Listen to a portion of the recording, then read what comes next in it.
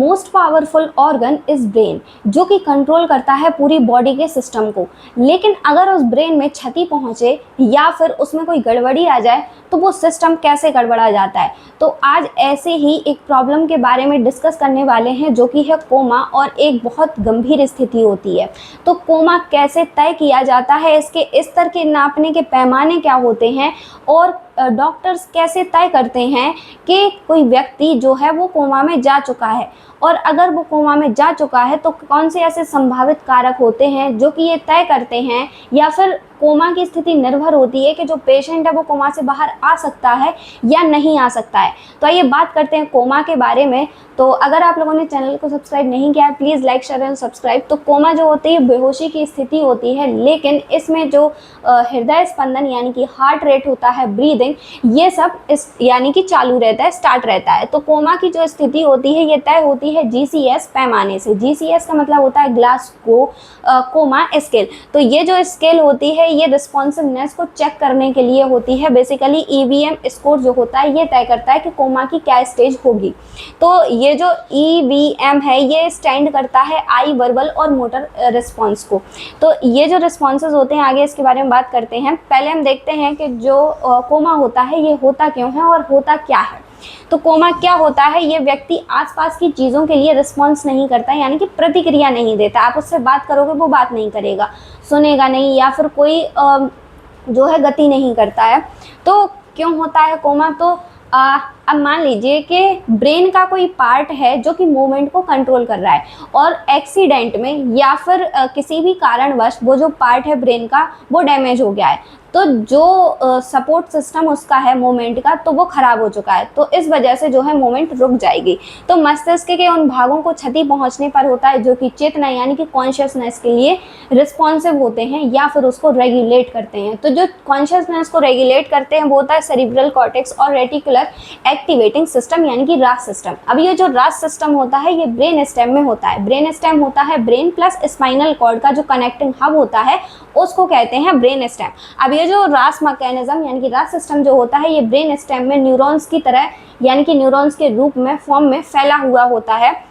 और ये जो रास होता है यानी कि रेटिकुलर एक्टिवेटिंग सिस्टम, इनके जो न्यूरॉन्स होते हैं ये कुछ न्यूरोट्रांसमीटर्स भी रिलीज करते हैं, जैसे कि एसिटाइलकोलिन, सेरोटोनिन, डोपामिन, ये सब रिलीज करते हैं जो कि कॉन्शियसनेस के लिए ज़रूरी होते हैं।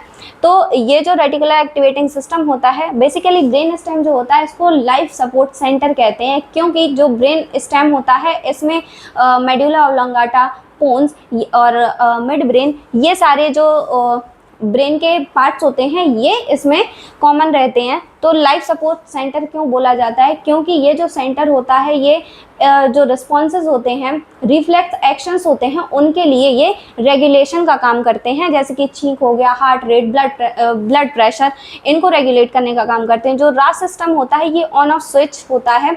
ऑन ऑफ स्विच कैसे? जैसे कि क्लास में किसी टीचर ने अगर किसी को बुलाया तो जो रास सिस्टम होता है ये उसको फिल्टर करके आपको सिग्नल देता है कि हुआ क्या है। तो चेतना के लिए दो चीज़ें ज़रूरी होते हैं, एक अराउजल और एक अवेयरनेस, यानी कि जागृत अवस्था और जागरूकता। ये जो जागृत अवस्था होती है यानी कि अराउजल, इसको कंट्रोल करता है रास, और जो अवेयरनेस होता है इसको कंट्रोल करता है सेरिब्रल कॉर्टेक्स। अगर इन दोनों में गड़बड़ी हुई तो पेशेंट कोमा में जा सकता है। तो इसके प्रमुख कारण क्या हो सकते हैं कोमा में जाने के? सिर में गंभीर चोट, मस्तिष्क में ट्यूमर होना, stroke, brain haemorrhage, hypoxia. Hypoxia का मतलब होता है कि ब्रेन में ऑक्सीजन की कमी हो गई, और बहुत टाइम तक अगर ब्रेन में ऑक्सीजन ना पहुंचे तो जो व्यक्ति है वो कोमा में जा सकता है। मिर्गी के लंबे दौरे, यानी कि मिर्गी बहुत टाइम से आ रही है और बहुत समय तक आ रही है, इस वजह से भी हो सकता है। डायबिटिक कोमा, यानी कि डायबिटिक का मतलब होता है कि जो ब्लड शुगर लेवल होता है ये बहुत ज़्यादा कम हो जाए या बहुत ज़्यादा हाई हो जाए, इस समस्या की वजह से भी कोमा हो सकता है। किडनी या फिर लिवर फेलियर, गंभीर संक्रमण जिसमें मेनिंजाइटिस मेन होता है। मेनिंजाइटिस जो होता है, मेनिंजिस ब्रेन की लेयर्स को कहते हैं। मेनिंजिस ब्रेन की लेयर्स होती हैं, तो उनमें अगर इन्फ्लामेशन हुआ है तो उसको मेनिंजाइटिस कहते हैं। एंसेफेलाइटिस भी इसका एक कारण हो सकता है। विषाक्त पदार्थ या फिर दवाओं का ओवरडोज भी कोमा का कारण बन सकता है। अब बात करते हैं कि कोमा की जो स्टेजेस होती हैं वो कैसे तय की जाती हैं। उसके लिए डॉक्टर्स यूज़ करते हैं GCS स्केल को, यानी कि ग्लासगो कोमा स्केल। अब इसमें 3 मूल्यांकन करते हैं। 3 मूल्यांकन में होता है आई ओपनिंग, वर्बल रिस्पॉन्स और मोटर रिस्पॉन्स। आई ओपनिंग का जो मैक्सिमम स्कोर हो सकता है वो 4, वर्बल रिस्पॉन्स का जो मैक्सिमम स्कोर होगा वो 5 और मोटर के लिए जो है मैक्सिमम स्कोर 6 होगा। और इन तीनों के लिए ही जो मिनिमम स्कोर होता है वो 1 होता है। अब अगर किसी भी पेशेंट का चेकअप करना है तो उसकी आई मूवमेंट को देखा जाएगा, उसके हैंड मूवमेंट को देखा जाएगा और वर्बल रिस्पॉन्स में होता है कि हम उसको साउंड दे रहे हैं तो क्या वो रिस्पॉन्स शो कर रहा है, पेन के लिए वो रिस्पॉन्स शो कर रहा है। तो आई ओपनिंग में क्या होगा, स्वतः अगर वो खुद से करेगा तो उसको 4 मार्क्स दिए जाएंगे। अगर आवाज़ यानी कि साउंड पर वो रिफ्लेक्स करता है तो 3, दर्द पर यानी कि पेन पर ऐसे अगर उसको टच किया जाए, अगर उसको यहाँ पे पेन हो रहा है तो वो ऐसे कुछ तो रिफ्लेक्स करेगा, कुछ रिस्पॉन्स देगा। अगर वो बिल्कुल रिस्पॉन्स नहीं दे रहा है तो 1 स्कोर दिया जाएगा। वर्बल रिस्पॉन्स में क्या होगा, सामान्य वो 5 स्कोर करेगा। अगर भ्रमित है यानी कि वो डिसाइड नहीं कर पा रहा है कि उसे क्या बोलना है क्या नहीं बोलना है, या फिर वो बोल रहा है लेकिन आपको समझ में नहीं आ रहा है, तो अगर वो भ्रमित है तो 4। अगर अनुचित शब्द यानी कि वो डिसाइड नहीं कर पा रहा है, अगर उसका नाम पूछा जाए तो वो गलत बता रहा है, सही बता रहा है, समझ में नहीं आ रहा है, तो अनुचित शब्द के लिए 3, अस्पष्ट ध्वनि के लिए 2। जैसे दर्द में करहाने की आवाज़ होती है तो उसमें 2 दिया जाता है कि केवल वो दर्द से करहा रहा है, कुछ बोल नहीं रहा है। अगर कोई प्रतिक्रिया नहीं देता है तो 1 स्कोर दिया जाएगा। मोटर रिस्पॉन्सेज में आदेश देंगे कि हाथ उठाओ, पैर उठाओ, इसको हिलाओ, तो अगर वो आदेश मान रहा है तो 6, अगर दर्द का स्थान बता पा रहा है तो 5, दर्द से हाथ हटा पा रहा है तो 4, असामान्य मुड़ना 3, असमान सीधा होना 2, कोई प्रतिक्रिया नहीं देगा तो 1। तीनों ही रिस्पॉन्सिव के लिए हैं तो रिस्पॉन्सिवनेस के लिए हम मिनिमम स्कोर उसको 1 देंगे, 0 नहीं दे सकते क्योंकि रिस्पॉन्स के लिए। इसका कुल स्कोर क्या हो सकता है, अगर 13 - 5 आए तो हल्की समस्या होगी, 9 - 12 अगर करेंगे तो मध्यम, और 3 - 8 के लिए क्या करेंगे, ये गंभीर कोमा की स्थिति मानी जाती है।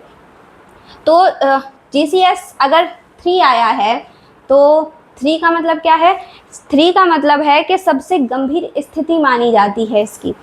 अब यहाँ पे 3 क्यों लिया, क्योंकि तीनों ही रिस्पॉन्सिव के लिए E + V + M इनका जो मिनिमम स्कोर हो सकता है वो 1 + 1 + 1 3 ही तो होगा। मिनिमम अगर 3 आया है तो वो स्थिति बहुत ज़्यादा गंभीर है, क्योंकि यहाँ पे वो 1 पे कोई रिस्पॉन्स नहीं देता है तीनों में। तो जो GCS 3 आता है, ग्लासगो कोमा स्केल 3 आता है, तो ये सबसे गंभीर स्थिति मानी जाती है कोमा की। अब बात करते हैं कोमा में जाने की संभावना किन बातों पर निर्भर करती है। कोई पेशेंट जो गंभीर हालत में है, क्या मानक होंगे, क्या पैमाने होंगे जो तय करेंगे कि ये पेशेंट जो है वो कोमा में जा सकता है। तो बीमारी का कारण जैसे कि बहुत ज़्यादा ब्रेन डैमेज हुआ हो, ऑक्सीजन की कमी की अवधि यानी कि ऑक्सीजन की सप्लाई ब्रेन तक बहुत टाइम तक ना पहुंचे, तो इस स्थिति में भी पेशेंट कोमा में जा सकता है। आयु, जो अडल्ट होंगे वो जल्दी रिकवर हो जाते हैं इन कंपेयर टू जो ओल्ड पीपल होते हैं। उपचार कितनी जल्दी मिला है, अगर किसी को ब्रेन हेमरेज हुआ है या फिर ब्रेन इंजरी हुई है, उसको कितने जल्दी इलाज मिला है, अगर इलाज में देरी होगी तो संभावना हो सकती है कि पेशेंट कोमा में जा सकता है। कोमा से बाहर आने की संभावना किन कारकों पर निर्भर करती है, कि अगर कोई पेशेंट जो है कोमा में है तो कौन से ऐसे कारक हैं जो कि तय करेंगे कि उसकी बॉडी जो है कोमा से रिकवर हो जाएगी, उससे बाहर आ जाएगी। तो अच्छे संकेत क्या हो सकते हैं, पुतलियों की सामान्य प्रतिक्रिया, कि अगर हम उसको ऐसे रिस्पॉन्सिव करेंगे तो उसकी जो आई मूवमेंट है वो रिस्पॉन्स दे रही है, तो पुतलियों की सामान्य प्रतिक्रिया, वो दर्द पर प्रतिक्रिया दे रहा है, उसका GCS स्कोर धीरे धीरे सुधार हो रहा है, उसमें EEG में मस्तिष्क की जो सक्रियता है वो दिखाई दे, MRI CT में जो है CT स्कैन में उसकी जो क्षति है वो सीमित यानी कि लिमिटेड हो। अब खराब संकेत क्या हो सकते हैं, लंबे समय तक कोई प्रतिक्रिया ना होना, ब्रेन स्टेम रिफ्लेक्सेस का ना होना, EEG में बहुत कम गतिविधि और व्यापक मस्तिष्क क्षति यानी कि ब्रेन डैमेज एक सबसे बड़ा कारण होता है किसी भी पेशेंट का कोमा में जाने का। अब यहाँ पे क्या हो सकता है कि क्या कोमा के अलग अलग स्तर हो सकते हैं? तो जो डॉक्टर्स होते हैं ये व्यावहारिक रूप से इन अवस्थाओं को अलग अलग मानते हैं। जैसे कोमा जो है पूर्ण बेहोशी की अवस्था है। वेजिटेटिव स्टेट जो होता है वो जागरूकता नहीं है पेशेंट में, वो वेजिटेटिव स्टेट में है। अगर वो मिनिमली कॉन्शियस स्टेट में है, इसका मतलब है कि सीमित जागरूक प्रतिक्रिया दिखती है उसमें। और फुल रिकवरी यानी कि उसकी जो चेतना है वो वापस आ रही है। चेतना के लिए आपको बताया था कि दो चीज़ें बहुत ज़्यादा ज़रूरी होती हैं। अब बात करते हैं कि रास मैकेनिज्म को एक बार और समझ लेते हैं कि इसमें आखिर होता क्या है। जैसे आप समझिए कि जो कंप्यूटर होता है, अब सेरिब्रल जो कॉर्टेक्स है इसका बताया था, सेरिब्रल कॉर्टेक्स को आप मान लीजिए कि ये कंप्यूटर की स्क्रीन है या फिर प्रोग्राम है, और जो रास सिस्टम होता है ये उसका पावर बटन है, पावर सप्लाई है। जो रास सिस्टम होता है ये पावर सप्लाई या फिर पावर बटन होता है इसका। अब ब्रेन स्टेम क्या होता है, ये मुख्य वायरिंग होती है, मुख्य वायरिंग या फिर कंट्रोल सिस्टम होता है इसका। और जो यदि अब अगर ये जो सेरिब्रल कॉर्टेक्स है ये मान लीजिए कि कंप्यूटर की स्क्रीन है, हम ऐसे समझ रहे हैं इसको एक उदाहरण के साथ कि कंप्यूटर है।